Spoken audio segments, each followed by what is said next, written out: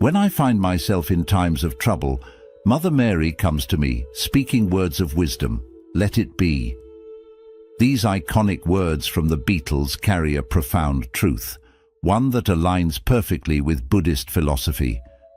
But what does it truly mean to let it be?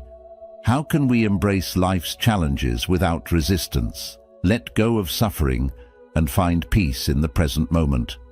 Today, we explore the Buddhist wisdom behind this simple yet powerful phrase and how it can transform your life. Understanding suffering and its causes. Buddhism begins with a simple yet profound truth. Life contains suffering. No matter who we are or where we come from, we all experience pain, loss, and disappointment. The Buddha identified this universal reality over 2,500 years ago and laid out a path to understand and ultimately overcome suffering. This path begins with the Four Noble Truths, the foundation of Buddhist wisdom. The first truth is straightforward: suffering exists. From physical pain to emotional distress, no one is exempt from hardship. But Buddhism doesn't stop there. It invites us to look deeper. The second truth explains that suffering has a cause, attachment, and craving. We cling to things, relationships, material possessions, even our own identities, believing they will bring us lasting happiness. But everything in life is impermanent. When we attach ourselves to something temporary, we inevitably suffer when it changes or disappears. Think about the moments in life when you've felt the most pain: a broken relationship, the loss of a loved one, a dream that didn't come true. The suffering often comes not just from the event itself, but from our resistance to it. We wish things had turned out differently. We hold on to memories. We refuse to accept change. This resistance is what deepens our pain. Buddhism teaches that the way to ease suffering is not through avoidance or suppression, but through understanding and letting go. This brings us to the third and fourth noble truths. There is a way to end suffering, and that way is the Eightfold Path, a set of guiding principles that help us live with wisdom, ethical conduct, and mental discipline. But before we dive into solutions, we must first acknowledge where we are. Imagine standing in a dark room. If you try to fight the darkness, nothing changes.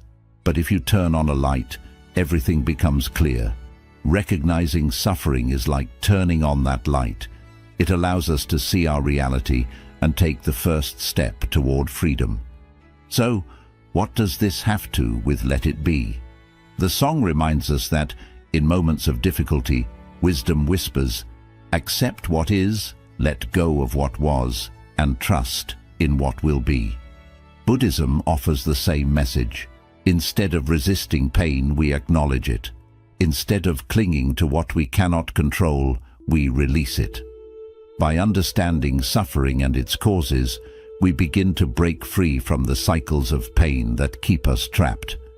And as we continue on this journey, we'll explore how to truly embrace impermanence, cultivate mindfulness, and live with a heart that is open, free, and at peace. The nature of impermanence. If there's one undeniable truth about life, it's that everything changes. The seasons shift, people come and go, our thoughts and emotions rise and fall like waves in the ocean. Yet, despite knowing this, we often resist change. We hold on to moments, relationships, and even our own identities, hoping they will remain the same. And when they don't, we suffer. In Buddhism, this concept is known as impermanence, anicca, the understanding that nothing is fixed, permanent, or unchanging. It's not just an abstract idea, it's the very nature of reality. The tree that stands tall today will one day wither. The joy we feel in one moment may turn into sadness in the next. Our own bodies, which we often take for granted, are constantly aging, cell by cell, breath by breath. But if impermanence is so natural, why do we struggle with it? The answer lies in attachment. We crave stability, certainty, and control. We build our lives around routines, relationships and possessions, believing they will bring us lasting happiness. But when things inevitably change, when a loved one leaves, when our youth fades, when life takes an unexpected turn, we feel lost, as if the ground beneath us has disappeared. The Buddha compared life to a flowing river. We often try to grasp onto the water, but no matter how tightly we hold on, it slips through our fingers. The more we resist the current, the more exhausted we become. But when we learn to move with the flow, instead of against it, we find peace. This is where Let It Be aligns so beautifully with Buddhist wisdom. The song doesn't tell us to force things to be different or to cling to what's already past. It simply whispers, accept the flow of life. Instead of fearing change, we can embrace it.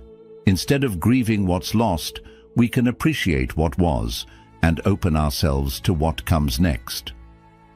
One of the most liberating realizations in Buddhism is that impermanence is not something to be feared. It's what makes life precious. If everything were permanent, there would be no growth, no evolution, no new experiences. The fleeting nature of things is what gives them beauty. A sunset is breathtaking precisely because it doesn't last forever. A song moves us because it has an ending. A deep conversation with a loved one is meaningful because we know that time is limited. So, how do we apply this understanding to daily life? When faced with change, instead of resisting it, ask, what can I learn from this? When experiencing joy, fully immerse yourself in the moment, knowing that it is temporary, and that's what makes it beautiful. When dealing with loss, remind yourself that nothing truly disappears. It simply transforms. The people we love live on in our memories, our actions, and the impact they had on us. By embracing impermanence, we free ourselves from unnecessary suffering. We stop clinging to the past or worrying about the future, and instead, we learn to live fully in the present. As we continue, we'll explore how letting go of attachment doesn't mean becoming indifferent. It means opening ourselves to life with a sense of freedom and peace. Practicing non-attachment. If impermanence is the nature of life, then why do we continue to suffer? The answer lies in attachment. We cling to things, relationships, material possessions, even our own beliefs, hoping they will remain the same. But when they inevitably change, we experience pain. This is where the practice of non-attachment becomes essential in Buddhist philosophy. Non-attachment is often misunderstood. Many believe it means cutting ourselves off emotionally, living without love or abandoning all desires. But in reality, non-attachment is not about rejecting life. It's about engaging with it fully, without clinging. It means loving without possessing, working without obsessing, and living without fearing loss. It's the ability to hold everything in life with open hands rather than clenched fists.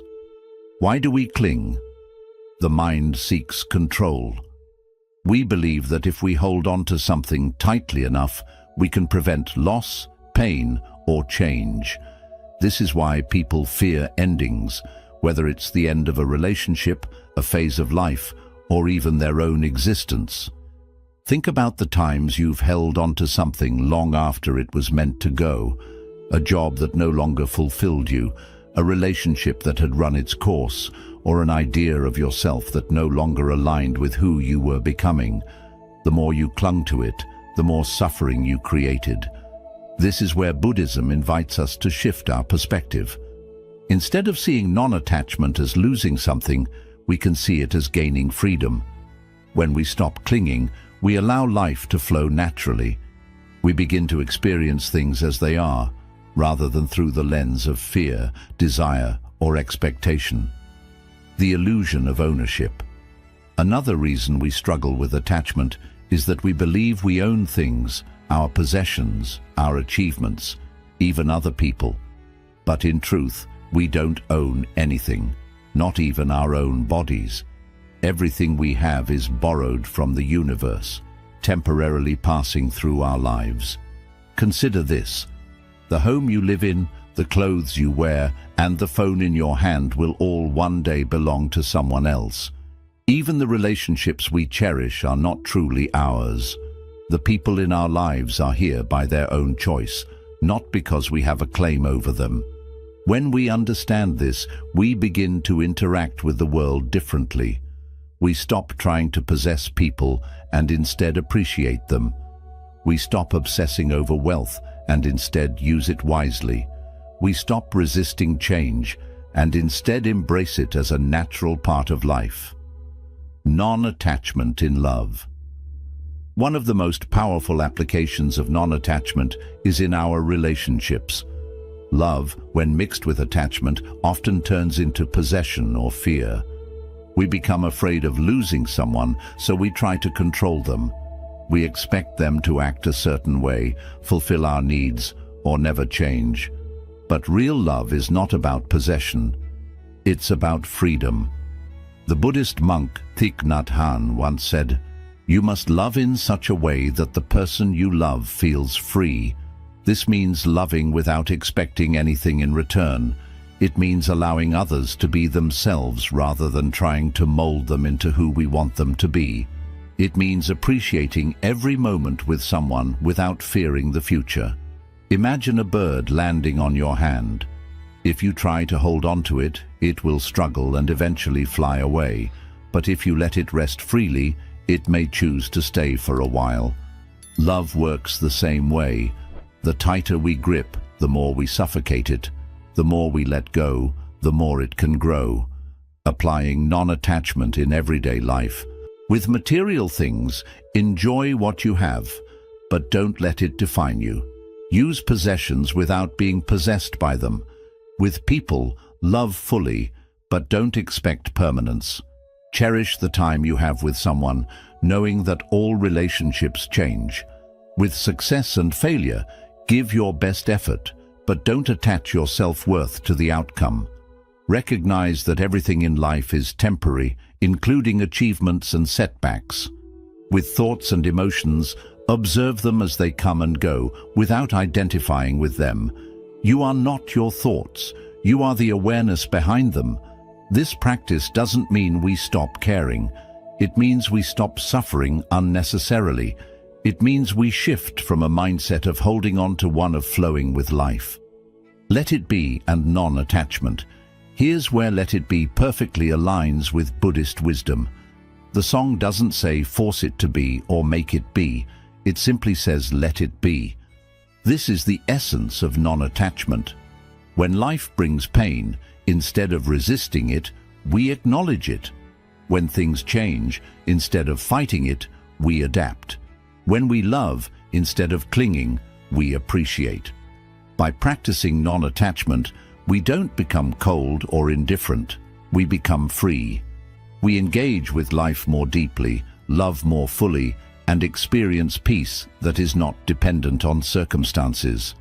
As we move forward, we'll explore another key ingredient in this journey: patience and acceptance.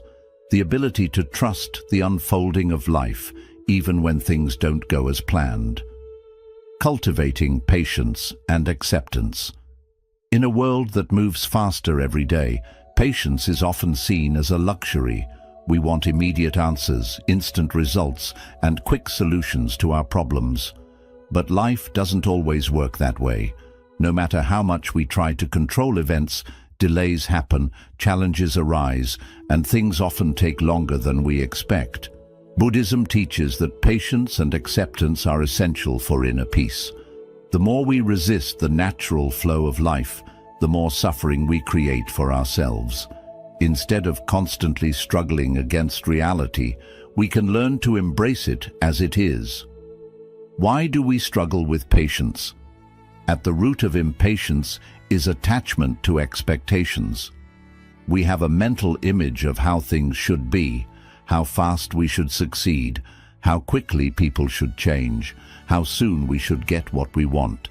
And when reality doesn't match our expectations, we become frustrated. Think about the last time you felt impatient.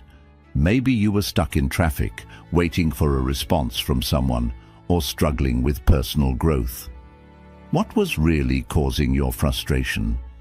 It wasn't the situation itself, but your desire for it to be different. Impatience is a form of resistance. It's the mind saying, "This moment isn't good enough. I need the next one to be better." But when we live this way, we are constantly waiting for happiness instead of experiencing it. Acceptance, the path to freedom. One of the greatest teachings in Buddhism is that suffering comes not from what happens, but from our resistance to it. When we resist reality, we create inner turmoil. But when we accept things as they are, we find peace. This doesn't mean we stop striving for change or improvement. It simply means that instead of fighting against what is, we learn to work with it. Take, for example, the frustration of waiting in line. You have two choices: resist the situation, get angry, check your phone repeatedly, complain in your mind. Does it make the line move faster? It only makes you suffer more. Accept the situation.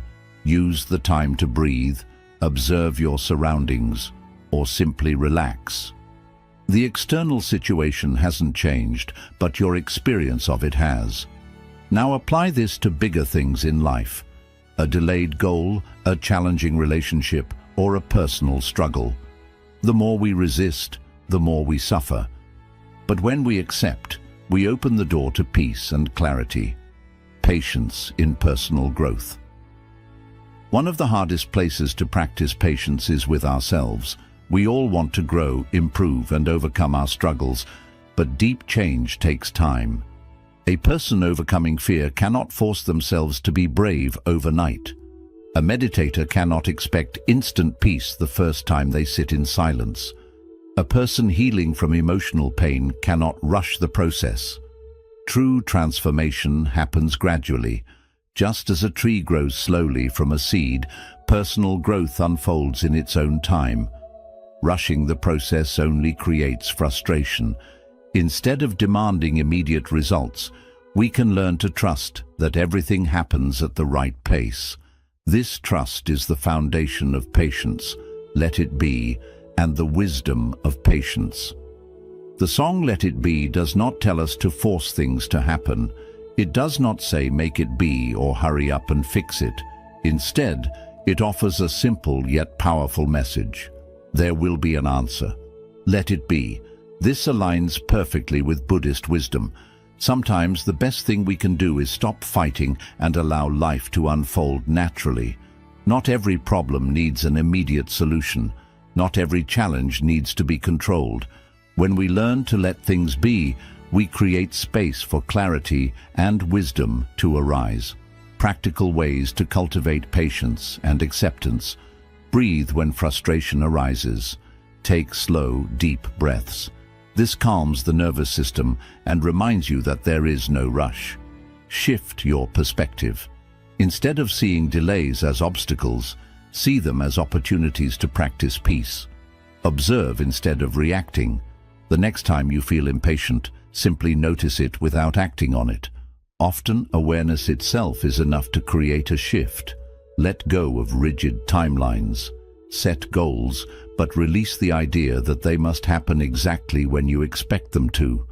Trust that life unfolds at the right time. Just as a flower blooms when it is ready, your life will unfold in perfect timing. By practicing patience, we align with the natural rhythm of life instead of resisting it. We stop rushing through the present moment and instead learn to live fully in it. In the next chapter, we'll explore the key to staying present. Mindfulness. The ability to experience each moment without attachment or resistance. The power of mindfulness. If patience and acceptance allow us to stop resisting life, mindfulness is what allows us to fully experience it. We spend so much of our lives lost in thought, rehashing the past, worrying about the future, or distracting ourselves from the present moment. But true peace clarity and wisdom can only be found here and now. Buddhism teaches that mindfulness, the practice of being fully present, is the key to breaking free from suffering and experiencing life as it truly is. The mind's endless chatter. Have you ever noticed how often your mind pulls you away from the present moment? You might be eating a meal, but instead of tasting the food, you're thinking about what you need to do later. You might be listening to a friend, but instead of really hearing them, your mind is planning what you'll say next. This constant mental noise keeps us disconnected from reality. We live in our thoughts rather than in the world around us. And when our thoughts are filled with worries, regrets, or judgments, we suffer unnecessarily. Mindfulness is the antidote to this distraction. It is the practice of simply being aware of what is happening right now without judgment or resistance. When we are mindful, we fully engage with life. We taste our food, listen deeply, and experience each moment as it unfolds. Why is mindfulness so powerful? Mindfulness transforms our experience of life in 3 key ways. It breaks the cycle of automatic reactions. Instead of reacting impulsively to situations, mindfulness allows us to pause and respond with wisdom. It reduces suffering. When we stop fighting reality and simply observe what is happening, even difficult emotions become easier to handle. It deepens our appreciation for life. The simple act of being fully present turns ordinary moments into something extraordinary. Mindfulness in everyday life. Many people think mindfulness is only something you do while meditating, but true mindfulness is a way of living. You can practice it at any moment. Eating mindfully.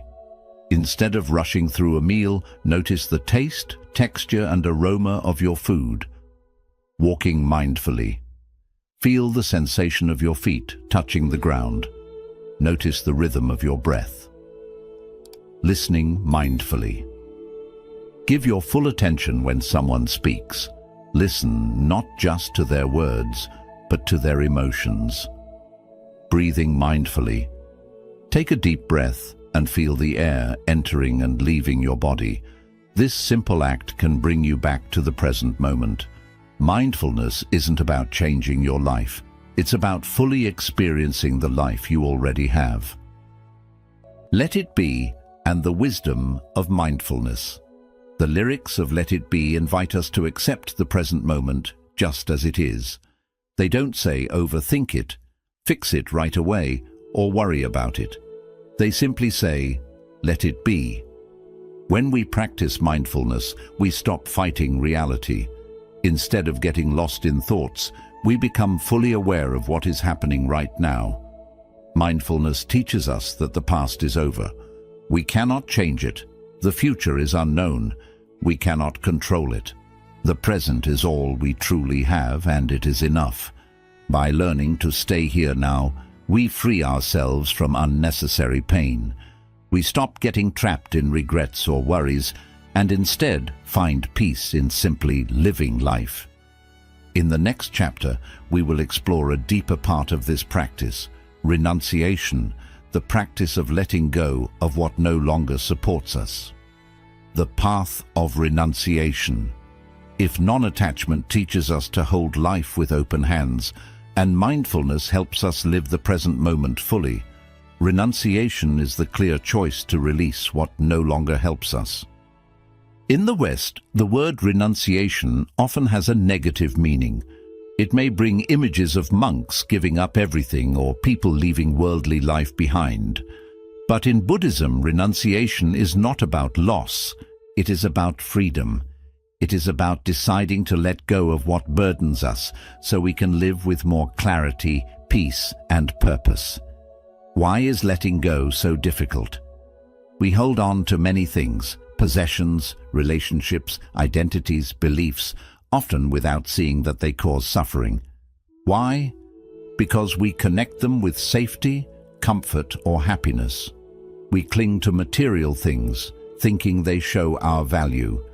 We stay in unhealthy relationships, because we fear being alone.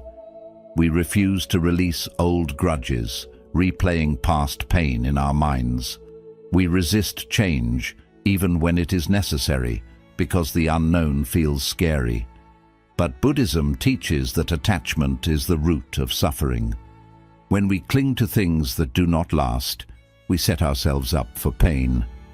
Renunciation is the brave act of seeing what no longer serves us and letting it go, not from anger, but from understanding. Renunciation in everyday life. Renunciation is not just for monks. It is a practice anyone can apply in daily life. It is about making mindful decisions to release extra burdens, letting go of material excess. Do we truly need everything we collect? Simplifying our lives makes space for what truly matters. Letting go of unhealthy attachments, relationships built on control, dependence, or past wounds keep us trapped in suffering. Letting go does not mean we stop caring. It means we care with freedom. Releasing rigid expectations. Life rarely goes exactly how we plan. When we let go of the need to control everything, we open ourselves to new possibilities, forgiving and moving ahead. Holding on to resentment is like holding a burning coal. It only harms the one who holds it. Renunciation means choosing peace instead of old pain. Every act of release brings more freedom. When we stop gripping tightly, we make space for something new. The joy of simplicity. Many great spiritual teachers have spoken about the joy found in simple living. The less we are burdened by unnecessary desires and attachments, the lighter and freer we feel. Think about times in your life when you felt most calm. Were they moments of chasing and achieving, or were they moments of simplicity, presence, and connection? A peaceful morning with a cup of tea, a sincere conversation with someone we love, a quiet moment feeling the soft warmth of the sun. Renunciation is not about losing something, it is about returning to what truly feeds our soul. Let it be, and the silent wisdom in letting go. And even when the night feels cloudy, a light still shines on me. These lyrics from Let It Be remind us that even during hard times, peace is possible when we stop resisting. The song does not tell us to cling, to push harder, or to control everything. It softly invites us to release. This is what renunciation truly is. It is the understanding that we do not need to hold life too tightly. We can trust, let go, and allow things to unfold on their own. True renunciation is not about leaving life behind. It is about living in it without attachment. It is about moving through life with an open heart and a mind free from weight. And as we move into our final chapter, we will explore how to bring all these teachings into our everyday lives so that letting it be becomes more than just a thought. It becomes a way of living, bringing the practice of letting go into daily life. We have reflected on the wisdom of suffering, impermanence, non-attachment, patience, mindfulness, and renunciation. But understanding these ideas is not enough. Real change begins when we live these teachings every day. How do we truly live the message of Let It Be? How do we build a mindset of calm and acceptance? Not only in silent moments, but right in the middle of life's highs and lows. Buddhist wisdom is not separate from daily life. It is not only for monks or philosophers. It is meant to be practiced here and now, whether we are working, cooking, speaking with loved ones, or simply sitting quietly. Each day offers many chances to practice letting go. When things do not go the way we hoped, instead of resisting, we accept them as they are. When emotions arise, instead of pushing them away or drowning in them, we watch them with awareness. When plans shift, instead of holding tightly to how we wanted things to be, we accept how they are now. When conflict shows up, instead of reacting quickly, we pause and choose a wise response. Mindfulness helps us bring all of this into daily living. By staying aware of our actions, words, and thoughts, we create space for peace. Even in uncertain times, letting go does not mean giving up. Some may think let it be teaches a passive way of living, but letting go does not mean we stop caring. It does not mean we stop following dreams, working hard, or loving others. It simply means we do these things without attachment, without needing everything to happen in a certain way, and without letting fear or control guide us. We work, but without becoming obsessed. We love, but without trying to possess. We dream, but without being afraid of failure. This balance allows us to live fully while staying peaceful, no matter what happens, trusting the natural flow of life. When we struggle against life, we suffer. When we trust it, we discover freedom. The greatest lesson of Let It Be, and of Buddhism as well, is that we do not need to control everything. Life moves in its own rhythm, at its own speed. Our role is not to push it, but to move along with it. When we let go of our need for certainty, control, and for things to match our wishes, we open ourselves to a deeper peace, a peace that stays steady even as life shifts. Let It Be is more than just a song, it is a way of living. The Beatles may not have written Let It Be as a Buddhist message, but its meaning connects with everyone.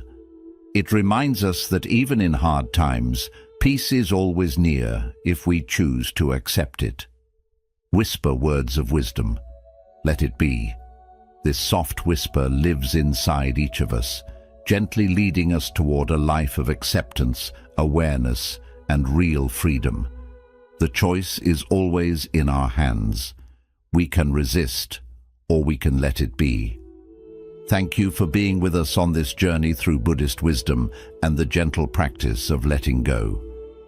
If this message touched you, think about subscribing to our channel for more thoughts on mindfulness and inner peace. We would love to hear from you. How do you practice letting go in your own life? Share your thoughts in the comments below and let us keep this conversation going.